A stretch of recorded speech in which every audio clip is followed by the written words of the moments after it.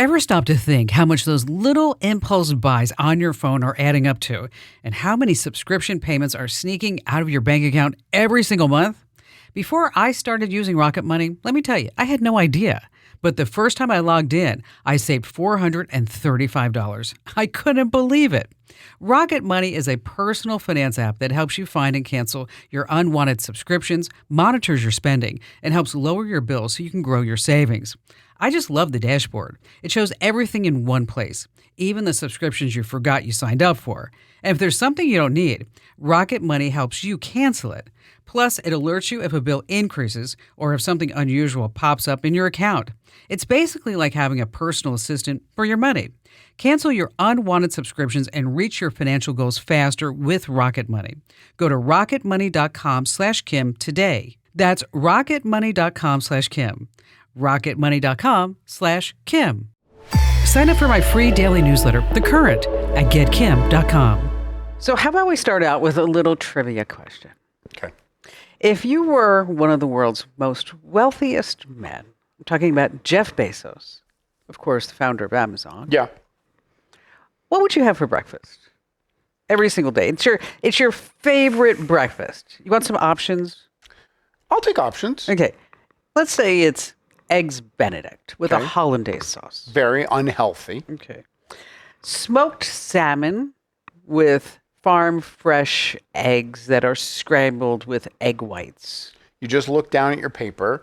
So that tells me you may have been looking down to be reminded of the correct answer. So that's in the lead right now. Okay.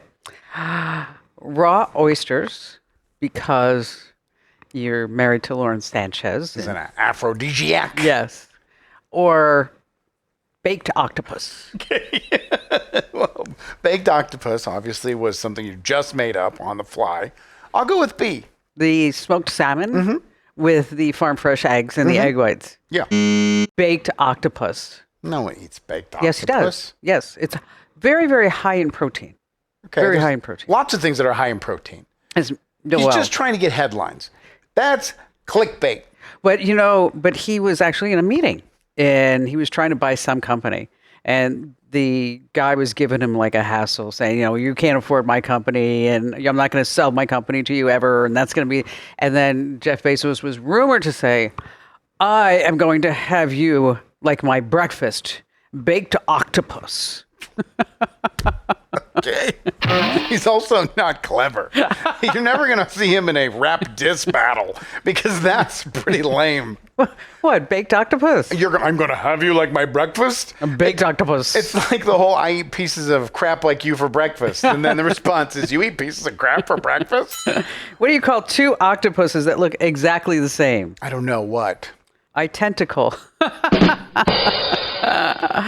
Yeah, that is so funny. Hey, listen, this is The Current Podcast. It's the accompaniment to The Current newsletter, which is the nation's fastest growing newsletter that's absolutely free, and it's designed completely to make sure that within 5 minutes you are totally up to date on what's happening in the tech space. So this way you're never left tech behind. Because we just can't fit everything inside the podcast and also inside the big show. And joining me is Andrew Babinski, my co-host here and on the show, and also the co-host of the morning show, 99.9 FM. And what do you have for us? I have AI hallucination that could quite possibly ruin someone's life. Definitely ruin their day. And so it's not like just getting a few facts wrong. No, it's not. Yeah. Oh, well, we were doing, I had AI put together some liners that we were doing. And the first fact that it spit out was that every single year in the state of Arizona, New Year's, because we don't celebrate daylight savings, New Year's happens at the same time. That was the first fast fact that AI gave me. And you're like, yes. It happens at the same time every year, everywhere. I know, that's so it's stupid. Midnight. Was that ChatGPT? Twas. Told you. You didn't tell. Told you. Gemini is better. Gemini is actually even better. Although I did use Gemini today versus ChatGPT to analyze a legal contract. Okay. And so first I put it into ChatGPT 5.2. And it spit out all these different things that are wrong with it. Like, here, like this one. My name, likeness, image, they get exclusive rights. For perpetuity, on media's no now and in the future. Forever? Yes, and it's just Not like even the length of the deal. no, forever and ever and ever. You and gotta never. give someone credit though for just having the guts to throw that in there. Okay, here's another one. If there's a dispute with the contract, I would have to agree to silent, confidential arbitration. Silent? So what do you do? Signs, hand signals? Hold up signs? That means there's no mediation, there's no trial jury. We just go straight to arbitration, and we're not allowed to talk about it. But isn't that pretty standard nowadays? I don't do arbitration. You want to be able to go to court? No, I want to do I do mediation first, Okay. and then we go to court. Okay. I don't like arbitration. Why not? What's the difference between mediation and arbitration? Because you can get, which I have had, a biased arbitrator. Oh, okay. And so it was a case where this woman sued me for, I don't know, $1 million or something Right. like that. And it was totally bogus. But the arbitrator came in, and her initial thing, looking at me and all the lawyers, was like, so how much are you going to pay her off? Oh. And I was like, and my lawyer went, well, that's a big pile of BS. Right. Did you win? I would consider it was a win. So you paid her off?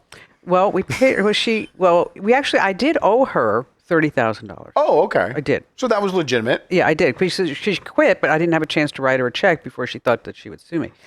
So, but she sued me for over $1 million.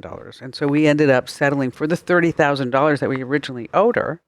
But I consider that a win because she had to pay taxes on it because it was a bonus. And she had to give her lawyers a third. so You thought it was a win because she suffered? well, yeah, because she made me suffer. You just paid your debt then. There was nothing else there. You just paid your debt. Well, she caused me legal fees and that's time and true. hassle That's true. and but the one thing did come good of that though. What? Because I was driving down the street and I called my lawyer up, who the first time I hired this particular person, I said, "How much do you charge an hour?" And we were sitting there in this conference room and above the city of Phoenix, and he looked at me and he said, $999 an hour, and isn't that a big pile of bullshit? Why did he say that? And I said, that is a big pile of BS. I said, how come so much? He goes, because I'm worth it. Okay, so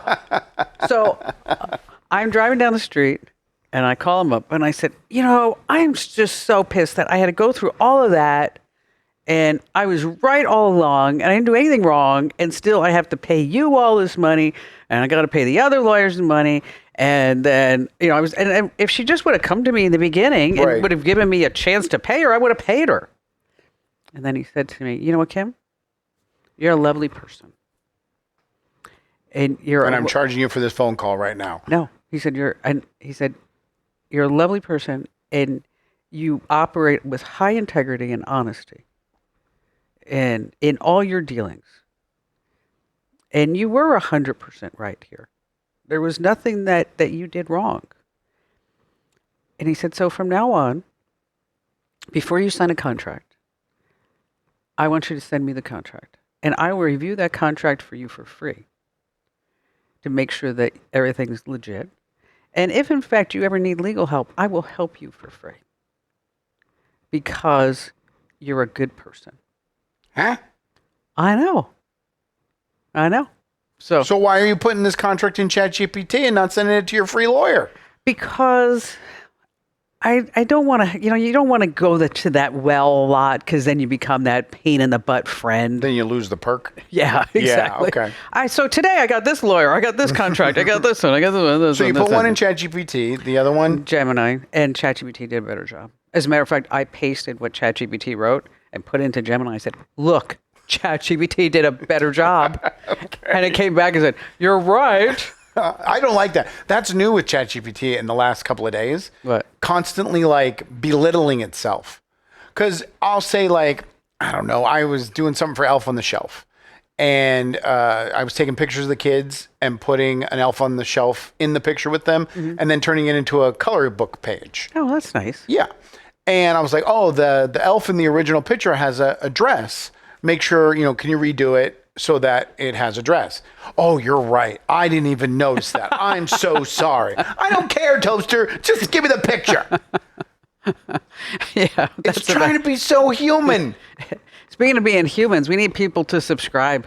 to the YouTube channel. Yes. YouTube.com/Kim Commando, where we do the current podcast every single week.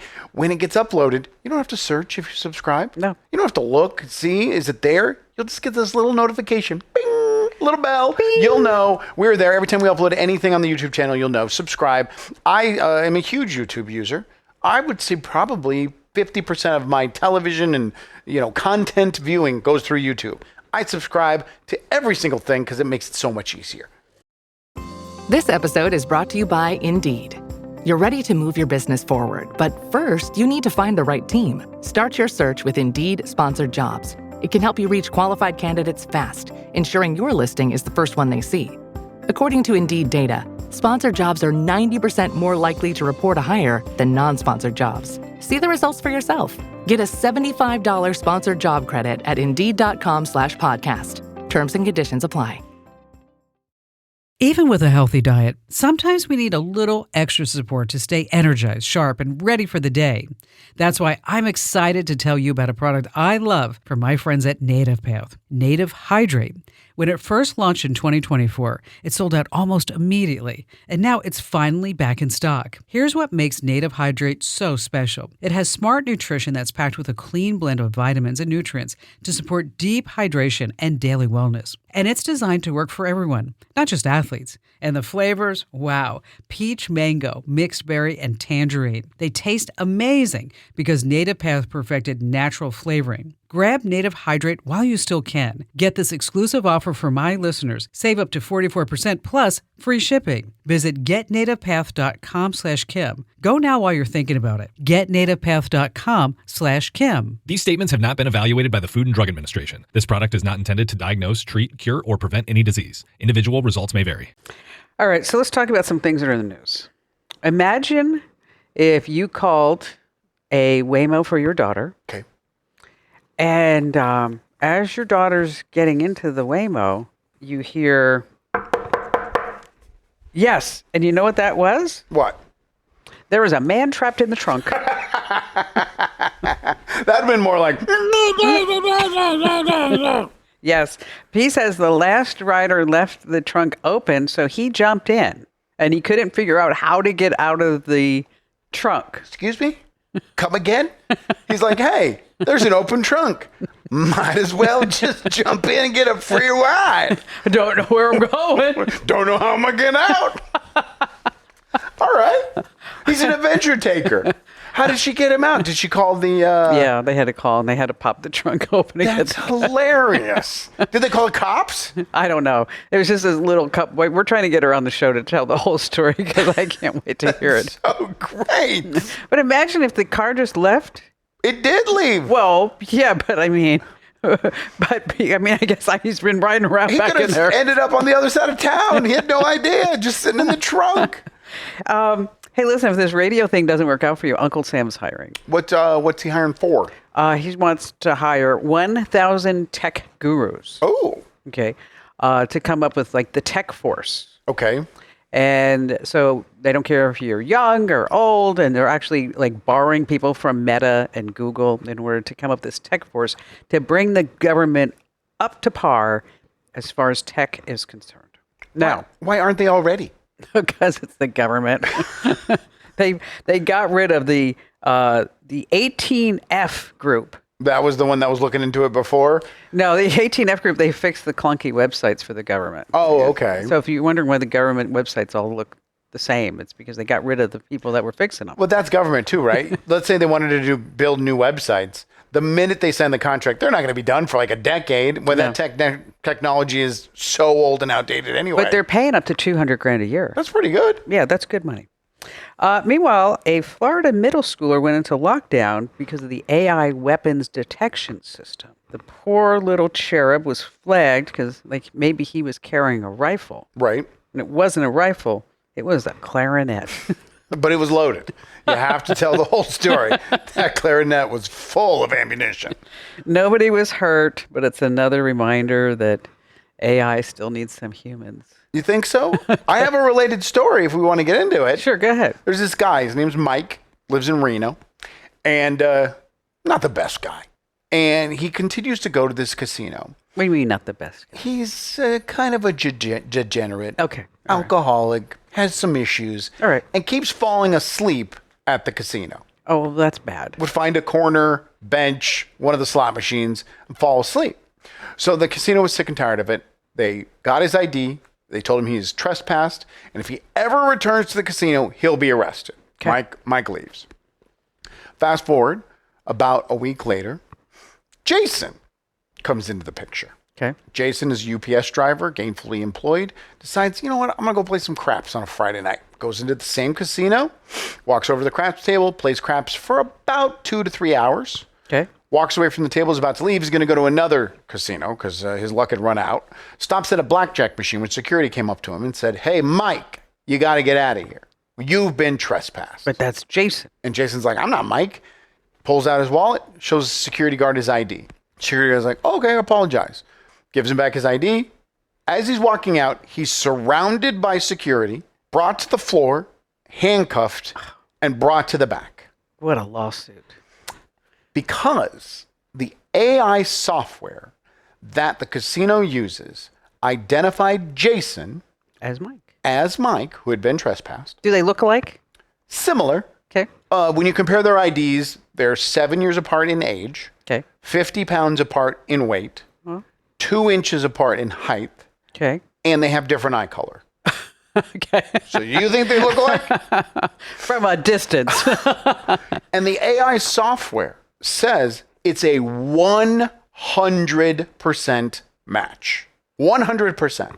Okay. So security is arrested and brought him to the back. Police are called. Police want to know what's going on. They get Jason's ID. They have a copy of Mike's ID. And they're looking at him. They're like, oh, the nose. The nose is the same.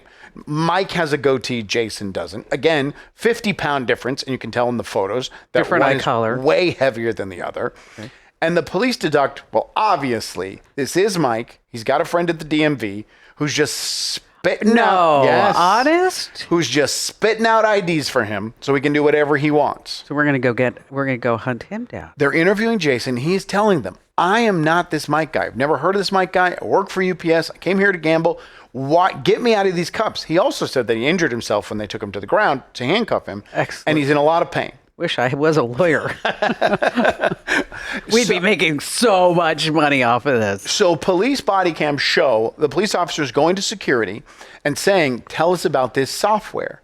And the security guards are like, listen, even if they were identical twins, the software would be able to determine whether there are different people or not.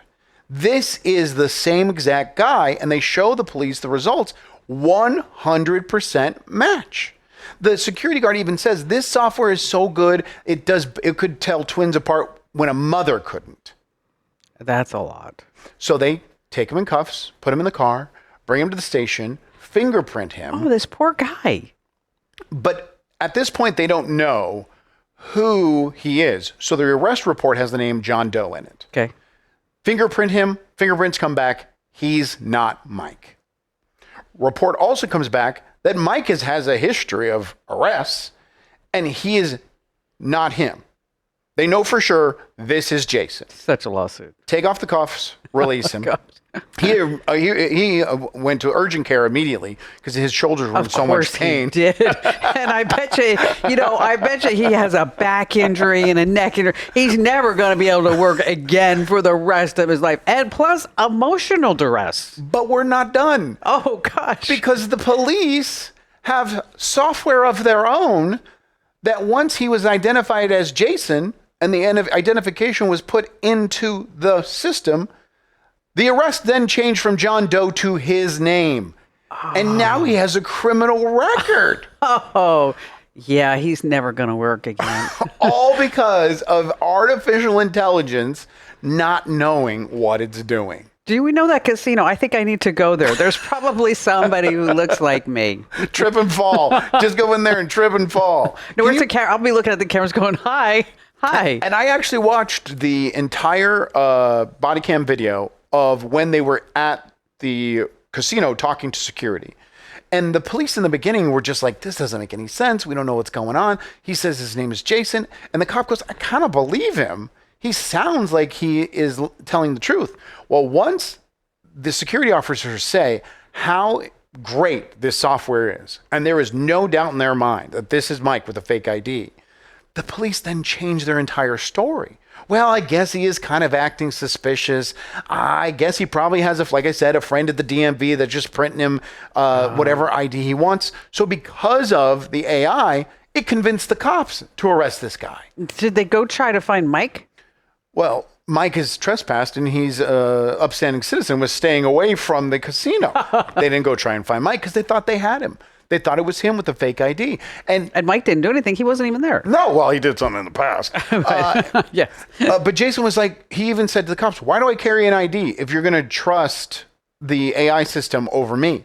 Because they kept saying to him, well, the computers say it's you. What would you do if you were Jason? I would be silent the entire time, let the cops do whatever they want, and then I know I'm innocent. Then I'm suing for wrongful arrest, making a complaint. I would have called my attorney. Well, I mean, either way, your attorney's just going to get down there and you're going to get released anyway. Once they identified him, they took off the cuffs immediately and they started apologizing. Yeah, but look at everything this poor guy had to go through. Exactly. And don't forget the injuries. And then also the permanent record. Right. So it was it went in front of a judge, and the judge, everything was explained to the judge. They said that it was dismissed, but it's still in his record. He now has an arrest record because another piece of software automatically changed the name. Go ahead and try to get that taken out. Yeah. Oh no, it's impossible. So this is so impactful because of AI, because AI isn't perfect. It hallucinates. But it hallucinates to the nth degree. How can it say 100% certainty? Even if I would give it a benefit of the doubt if it was like 98%. And the police and security. No, they were all saying that's 100%. 100%. The twins. It shows on the body cam him looking down at the software that says 100% match. Oh, gosh. And then the two pictures side by side, they don't look, in my personal opinion, they don't look anything alike. But they convince themselves He's because of the software. so much money. A couple 100,000 probably. At least, I'm saying 2 million. 2 million? Yeah. We'll have to follow it. He probably won't be able to ever say how much he makes. No, but it's that's about a $2 million thing. It's a big deal. It's a big, especially because you got that neck and back and shoulder injury the rest of your life. Mine's even starting to hurt. When the holidays start to feel a bit repetitive, reach for a Sprite Winter Spiced Cranberry and put your twist on tradition. A bold cranberry and winter spice flavor fusion, Sprite Winter Spiced Cranberry is a refreshing way to shake things up this sipping season. And only for a limited time. Sprite, obey your thirst. So I wrote this story about how to get past the AI bots because I had to call CenturyLink. And that's a lot of fun. A telephone call from customer service? I had to call customer service center because it was down and I was the only person that was able to do it on a weekend. Okay. And that's when I decided that AI bots and customer service suck. Yeah. Okay. Can I tell a side story real quick? Sure. So Mackenzie's car's broke, so we need to get her a new one. And you go to the websites and you put in your information. Mm-hmm. And I have a burner account, so I just put in all my burner information. And I get this text message that says, "Hey, this is Ella from Courtesy, blah, blah, blah." Yeah. And I just responded, "Is this a real human or is this an AI chatbot?" And it got nothing.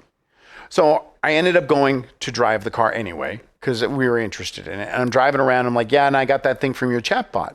And he's like, No. We used to have them. We had them a year ago. But we had so many people come into the dealership and want to complain about Nancy and how rude and incompetent she was. Our dealership totally got rid of it. Well, it is rather annoying. And so I was trying to figure out how do I get past all the bots. So I did some research. And I tried the one. And so when it says, how can I help you today? You say, "I'm returning your call." Because it's like, oh, wait, you know what? Let's escalate this. This is important. That goes to a human. Now, if you say supervisor, it'll go to a human. If you say, "I want to cancel," it'll go to a human. Another trick is to say, "I want to file a formal complaint." Oh, it doesn't know what to do with that. So did it send you straight to a human when I'm returning your call? Yes. You go right there, right to the okay. and then I started doing some other research, like what are some ways to get around the AI bots? I'm almost tempted to call CenturyLink again just to try to practice more of these. Sure. Okay. There's nothing wrong with that. Is that if you call and you get the automated bot, is when it says, "How are you why are you calling today?" You just don't say anything. It's not going to hang up on you? No, it's programmed to listen. It'll say, "Are you still there? Are you still there?" And then what you do is you go, "Go, what's wrong with you?" I won't understand It it. doesn't understand you. Or you can like speak broken Spanish, and then it will transfer you to a Spanish-speaking native on their side. Or if it doesn't recognize whatever language that you're trying to speak, like, do like that Star Wars type of thing. What if it does send you to someone that speaks blah, blah, blah? You're like, hola, How may I help you? my Yamo Kim. But try the thing that says like, I'm returning your call, because that's the one that I found that just goes straight to the finish line. Do you, when you need customer service, do you first think to phone call or to go on the website and do the chat? I like to do a chat. Yeah, so do I. I think it's a lot easier. Yeah. And the chat, Amazon's chat, have you ever used that? Mm-mm. Amazon actually does a really good job with customer service. I've never had to contact them. So yeah, I mean, they are really, really good. Like if you get a package that's broken, or if you're trying to return something and it won't let you return it or whatever it may be, is that if you go on their website and then it has the chat bot, which is actually a person. not a bot. No. Okay. Because I have found that it's a person. Because it asks, well, like the initial things, like what's your order number, and then it sends you to a person. Right. Or if it is a chatbot, it's really darn good. But the other thing that I do like is that you can say, call me, and then it will say, is this your number? Because it's tied to your account. And then it will say, somebody will call you in 2 minutes or within 5 minutes. And wow, that really works. But that's all we've asked for. We've just asked for easy access to customer service. Facebook, I was just going to say Instagram. Facebook. No, you know what? Facebook is never going to give you customer service. But if Amazon is the same billion-dollar company that Facebook is, and they have customer service, Meta's too worried about their Meta glasses that they can't help us out. Well, he had to get rid of the metaverse. I read this morning they're not getting rid of it. They're just moving 30% of the funds. Okay. All right, that means there's percentages left over. They're not giving up on virtual worlds. It's like how much 30% of our body is floating around in the Right, metaverse. exactly. Yeah, now it's just the nipples. There's no legs and no it. torso. Hello. Hi. Last story. Yes. Pornhub. Yes. Familiar with it? I can't say I go there, but I know exactly what it is. They got hacked. They didn't get hacked. They used to use, before 2021, a third-party service for collecting their information and data points. Okay. In 2021, they switched companies, but this company held on to all the information. Surprisingly, it was only 92 gigs. That's not very much. No, not at all. It was all the information about their paid subscribers, premium members. People who are paying for porn. Paying for free porn, which boggles the mind. That's kind of what I was like. These boobs aren't boobs enough for me. I'm going to give you $12 so I get better boobs. So they had all these premium members. Yeah. And the information that they had was your name, your email address, which is pretty standard. No financial information. That was all kept in a separate place for Pornhub. But it did have the names and titles of the videos that you watched. Oh, so they know exactly what you're all into. The terms that you would search. Oh, that's going to hurt so many people. And they were all organized in a profile connected to a user.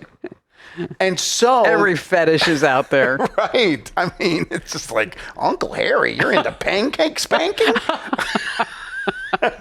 Granny. Yeah, it's called the old flapjack. Watch those videos for years. But so the hacker group has this information. They send Pornhub the screenshots that they have the proof of all the information. And they are demanding a ransom. The ransom amount isn't out there. But they're threatening to release it, and Pornhub's trying to figure out what to do. Because, Pornhub's had a rough year. There's so many states where people can't even access it anymore without age verification. Well, but VPN sales went up. And Pornhub has actually gone out there and said, we want more states to ban us. Well, yes, because they want you to have your credit card on file. Exactly. So then when you do want better boobs, you can just click a button because all your information's there. Exactly. Of course they want that. This group, though, is responsible for the AT&T hack, where they got Oh, they're going to release that all. They are. $450,000, which I thought it was going to be a lot more. There was a UK health services that got hacked. They got $1.5 million in Bitcoin to not release that information. So how much is this worth? I don't know. It's not as big as AT&T. Like I said, it's only 92 gigs. Yeah. And what's it going to be put in a database where you're going to search your husband's name to find out that he was looking at MILFs? Like, I don't know if Pornhub really cares too much about it being released. I don't. So I don't know. And how many people actually use their real name? That's another great point.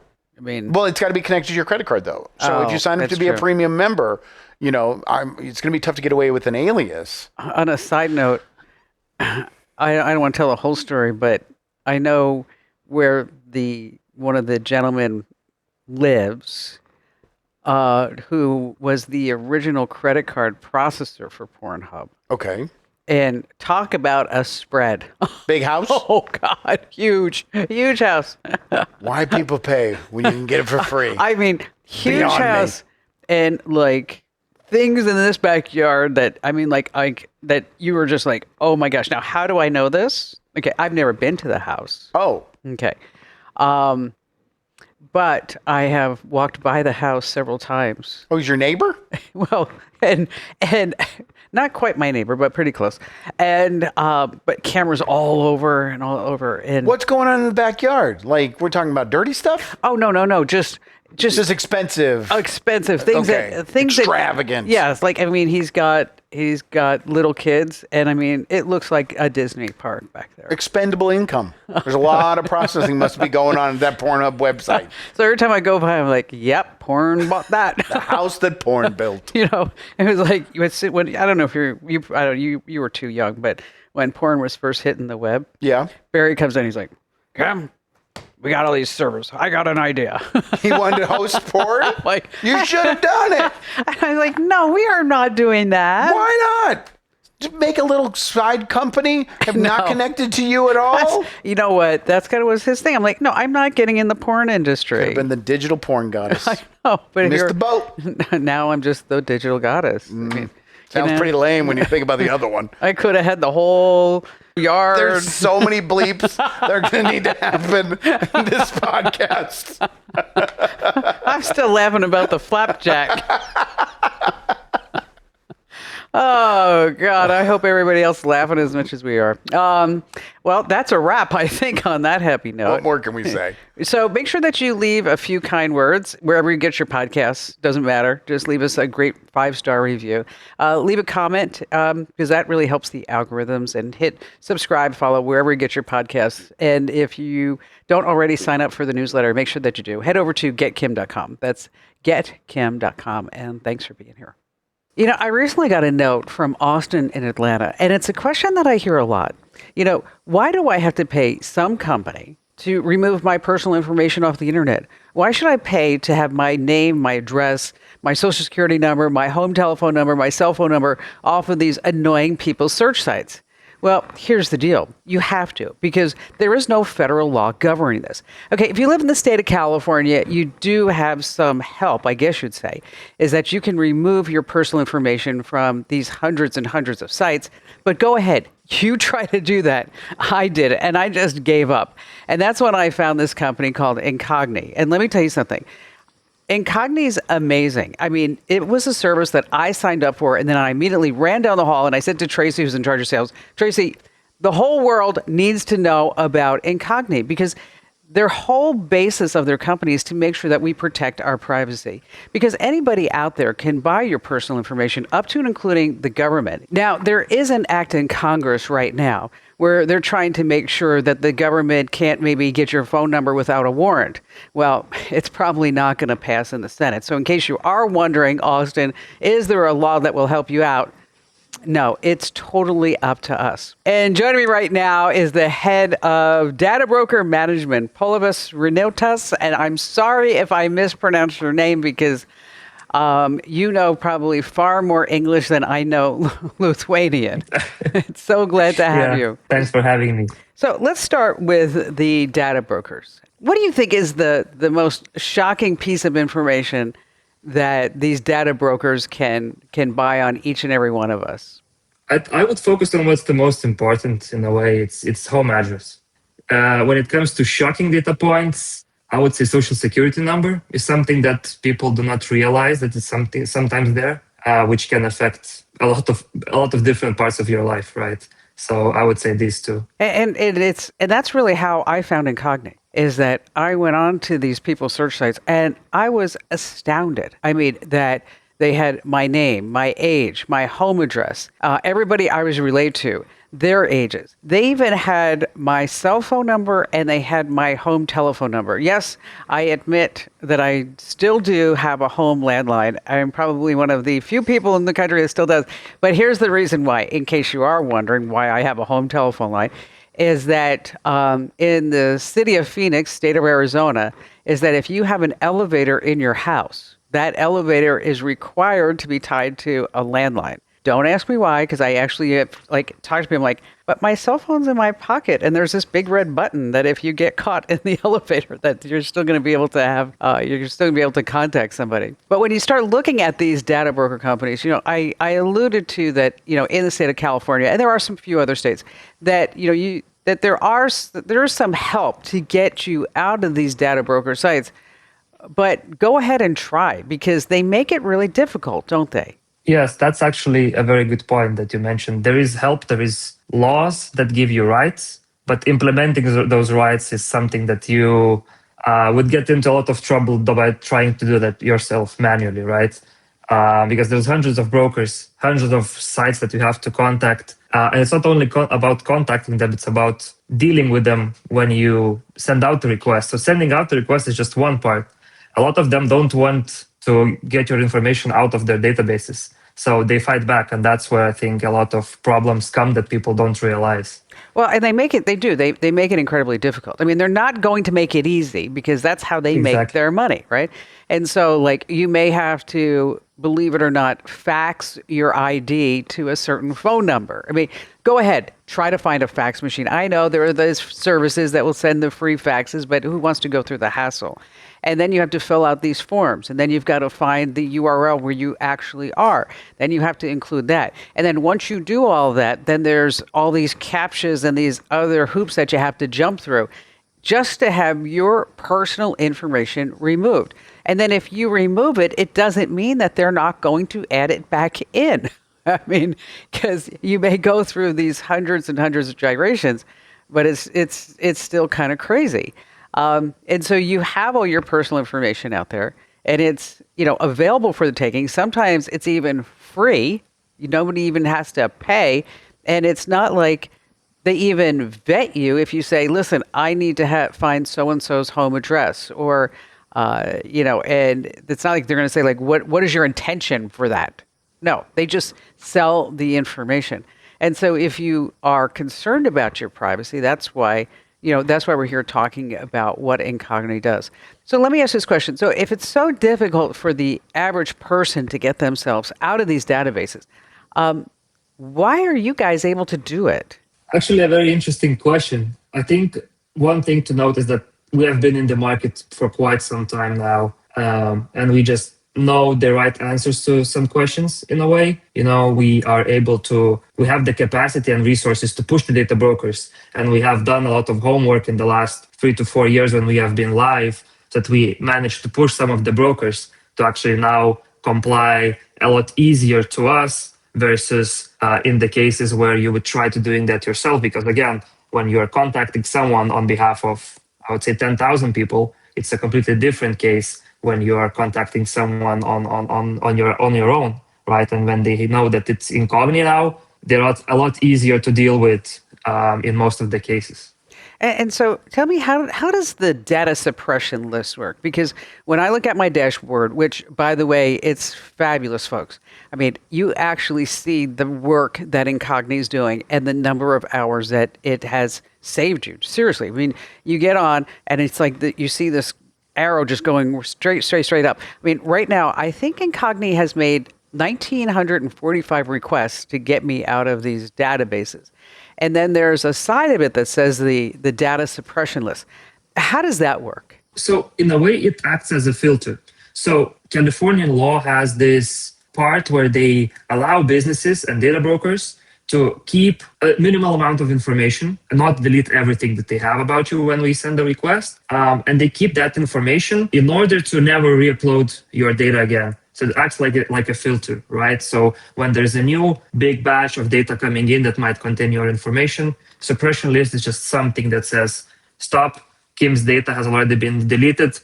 We cannot re-upload it again, and we cannot display it again. So I think I know the answer to this, but I want to hear it from you. How do these data brokers get all this information in the first place? They play every trick in their book. They buy it, they scrape it, they trade for it.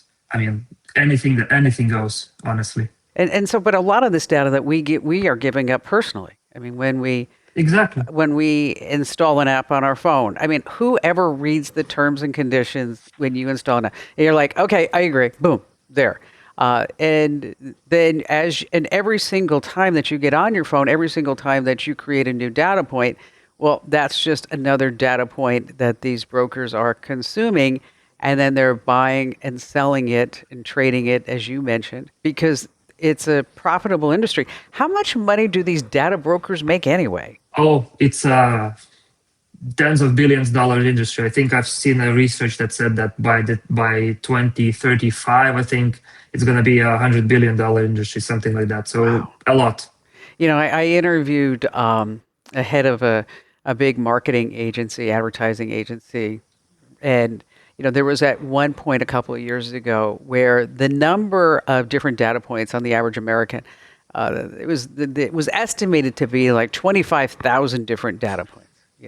Whether it's your shoe size, your ring size, what your favorite takeout is, where you take an Uber, whatever it is. And so I was talking to him about it. I'll never forget this answer. I said, because I was explaining that, I heard that it was like 26,000 different data points. And I didn't even know that I had all those different data points about myself even available. And he chuckled and he said, the number's a lot higher. And I said, really, is it like 30,000 or 35,000? He said, no, it's infinite, because every time you get on your phone, every time you buy something, every time you take an Uber or a Lyft or post something on social media, that becomes another data point that the data brokers will collect, and then they will sell about you.